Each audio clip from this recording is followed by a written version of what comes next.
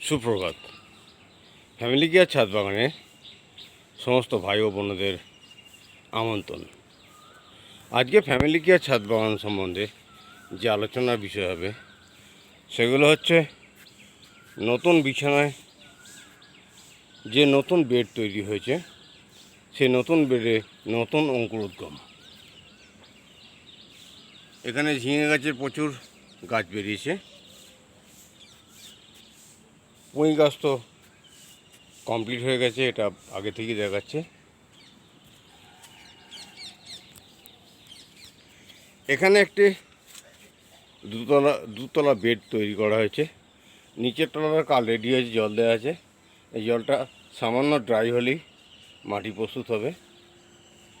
উপরে চিচিঙে গাছ বড় হয়ে মাচা ধরতে শুরু করেছে।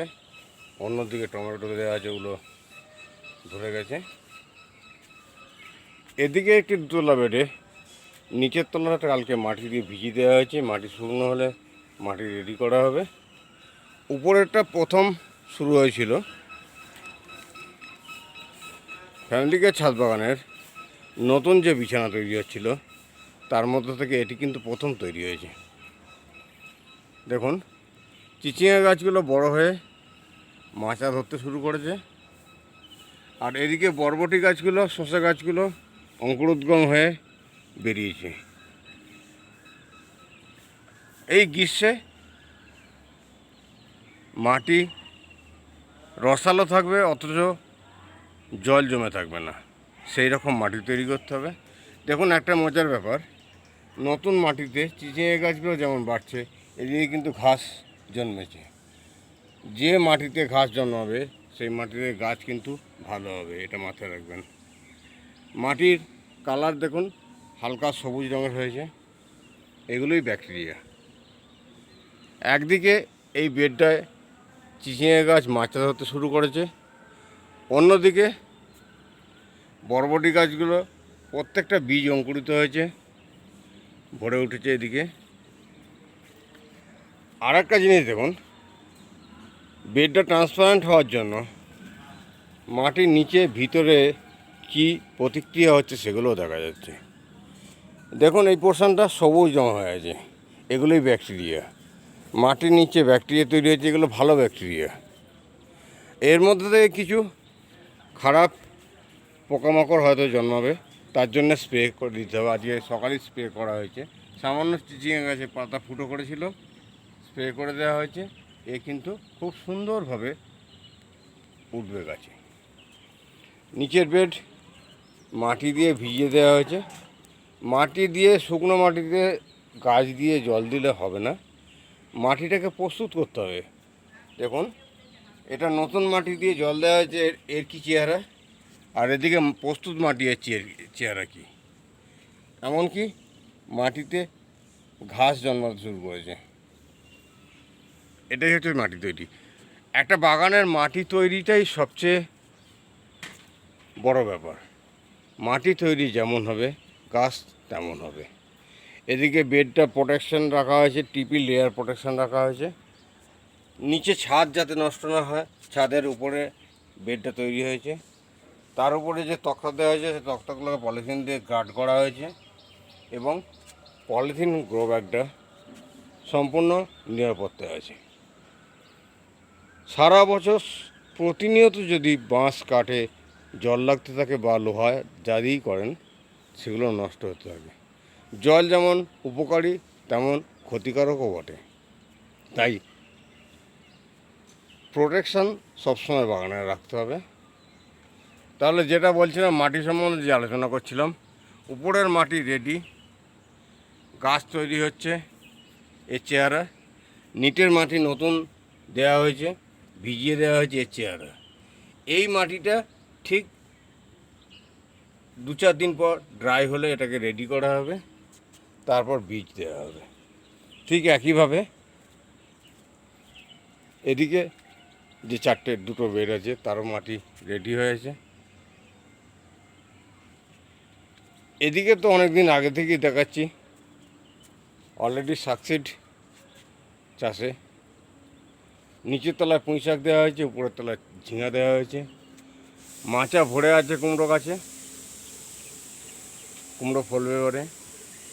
এদিকে কলমি শাকের প্রথম এই বেডটা আমি পরীক্ষামূলকভাবে করেছিলাম, যেখান থেকে দুবার কলমি শাক কাটা হয়েছে। আবার নতুন গাছ জন্মাচ্ছে, ঠিক 15 দিনের মাথায় আবার কাটতে হবে। এই নতুন বেডগুলো থেকে যে সুবিধা পাচ্ছি আমি সেটাই বলছি। এদিকে দেখুন একইভাবে প্রথম করেছিলাম শীতের সিজনে, একটা গ্রো ব্যাগে যেমনি মূলো গাছ হয়েছে, তেমনি নটে গাছ হয়েছে, তেমনি ধনেপাতা হয়েছে।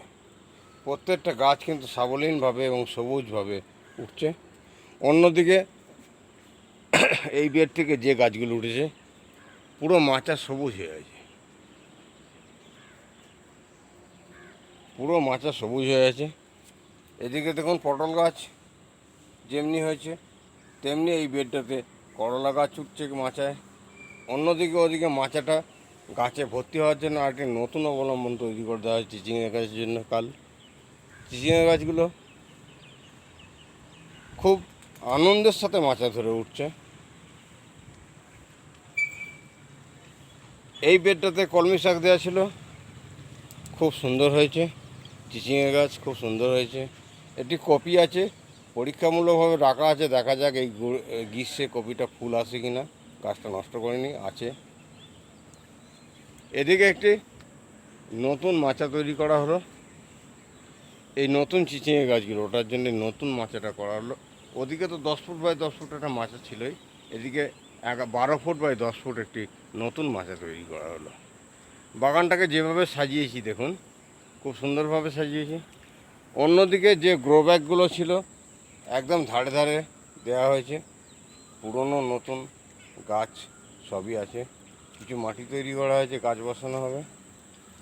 এদিকে একটি গ্রো ব্যাগে কলমি শাক ভরে উঠেছে, এদিকের বস্তায় মাটি তৈরি হচ্ছে, এদিকে গ্রো ব্যাগে মাটি তৈরি হচ্ছে। এগুলো অন্য গাছ দেওয়া হবে, এখানে কলমি গাছ দেওয়া আছে, হবে। এদিকে চৌকির ওপরে যেটা ছিল এটা মডিফাই হবে, সব মাটি নামিয়ে দিয়ে ঠিক একইভাবে স্ট্রাকচার দেওয়া হবে। অন্যদিকে পুরনো বেগুন গাছগুলো আবার ভরে উঠেছে, সবুজ হচ্ছে। পুরনো বেগুন গাছেও প্রচুর বেগুন এসছে। একই গাছে প্রচুর বেগুন ধরেছে, সমস্ত গাছই বেগুন ধরছে। এই হলো ফ্যামিলি কেয়ার ছাদ বাগান। আর সমস্ত দর্শকবৃন্দর কাছে অনুরোধ, যারা এখনও চ্যানেলটি সাবস্ক্রাইব করেননি চ্যানেলটি সাবস্ক্রাইব করুন, সঙ্গে থাকুন। আর একটি লাইক সকালে উঠে ভিডিও করার উৎসাহটা অনেক বাড়িয়ে দেয়। এই চিরসবুজ ফ্যামিলি কেয়ার ছাদ বাগান একদিকে মডিফাই হয়ে নতুন তৈরি হচ্ছে, অন্যদিকে বাগান সবুজ হয়ে আছে। এই চিরসবুজের রহস্যটা কি, প্রতিদিন কিন্তু আমি টিপসগুলো দিয়ে থাকি। আজকে যে টিপস দিলাম মাটি তৈরির ব্যাপারে, যাক আমি আরেকটু দেখিয়ে দিই। এদিকে নতুন লাউ মাচা রেডি হয়ে গেছে, প্রচুর লাউ এখানে ফলছে। একই গাছে দেখুন, একই গাছে কত লাউ হয়েছে। কি করে এত স্টিফুল থেকে লাউ হয়, তার রহস্যটা কি আমি আগের ভিডিও দিয়েছি, আমার চ্যানেলে ঢুকে দেখে নেবেন। একই গাছে লাউ গাছে যে লাউগুলো ফলছে, প্রতিটি গাঁটে গাঁটে স্টিফুল। 10টা স্টিফুলে যদি একটা লাউ দাঁড়িয়ে যায় তাহলেই মাছে রাখা যাবে না। এখানে একটি লাউ,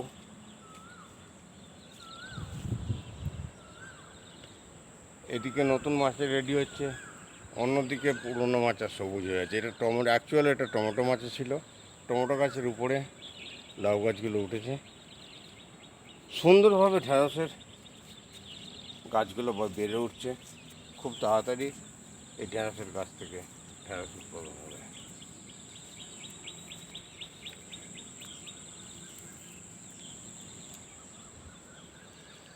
এদিকে যে পেঁয়াজ গাছ ছিল, পেঁয়াজ ফুল তুলে নেওয়া হয়েছে, এদিকে রোদে শুকোচ্ছে বীজ করার জন্য বীজগুলো। একটি বেগুন বীজের জন্য রাখা হয়েছে, শুকোতে দেওয়া হয়েছে। এদিকে পালং বীজ শুকোচ্ছে। আর এদিকে গ্রীষ্মের টমেটো রেডি হয়ে গেছে, গাছে ফুল আসতে শুরু করেছে। পুরনো যেটা না বললেই নয়, আগের বছরে পুরনো গাছ কেটে দেওয়া হয়েছিল, তার গোড়া থেকে পাতা বেরিয়ে কত সুন্দর গাছটা ভরে উঠেছে। এতে বেগুন হয়েছিল, তুলে নেওয়া হয়েছে। তাই ফ্যামিলি কেয়ার ছাদ বাগান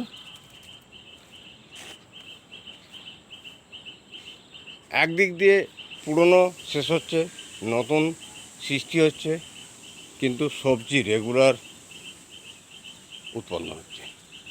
এদিকে দেখুন বরবটি আছে, কত সুন্দর বরবটি ঝলছে। একদিকে যেমন বরবটি খাওয়ার মতো প্রস্তুত হয়ে গেছে, অন্যদিকে নতুন গ্রো ব্যাগে বরবটি বসানো হয়েছে। এই যে প্রতিনিয়ত সবজির যোগান কী করে থাকবে, এটাই কিন্তু ফ্যামিলি কেয়ার ছাদ বাগান দেখাতে চাইছে।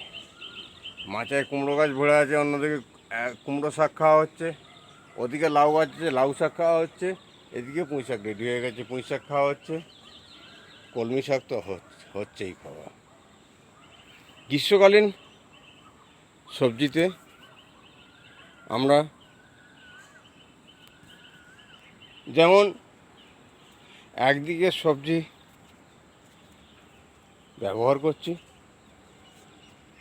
অন্যদিকে আবার সবজি রেডি হচ্ছে। দেখুন ওখানে বরবটি দেখালাম রেডি হয়ে গেছে, এদিকে বরবটির চারা তৈরি হয়ে গেছে।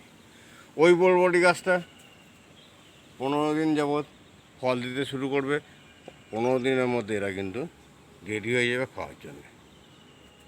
এদিকে মাচায় উঠছে চিচিঙ্গা, ওদিকে মাচায় উঠছে 1টি 2টি 3টি 4টি স্টেপে চিচিঙ্গা গাছ প্রস্তুত হচ্ছে। অন্যদিকে শিম এখনও ফলছে, প্রচুর শিম ফলছে, এখনও ফুল এসছে প্রচুর, এখনও শিম গাছে শিম পাওয়া যাচ্ছে। কুমড়ো গাছ খুব সাবলীলভাবে বেড়ে উঠছে। এই হলো ফ্যামিলি কেয়ার ছাদ বাগান। তাই আজকে আর বিশেষ দীর্ঘায়িত করব না। তাই সমস্ত ভাই বোনেদের কাছে একটাই অনুরোধ, যারা এখনও চ্যানেলটি সাবস্ক্রাইব করেননি, চ্যানেলটি সাবস্ক্রাইব করে রাখুন আর ফ্যামিলি কেয়ারের সঙ্গে থাকুন। এখানেই শেষ করলাম, আবার দেখা হবে পরের ভিডিওতে। নমস্কার।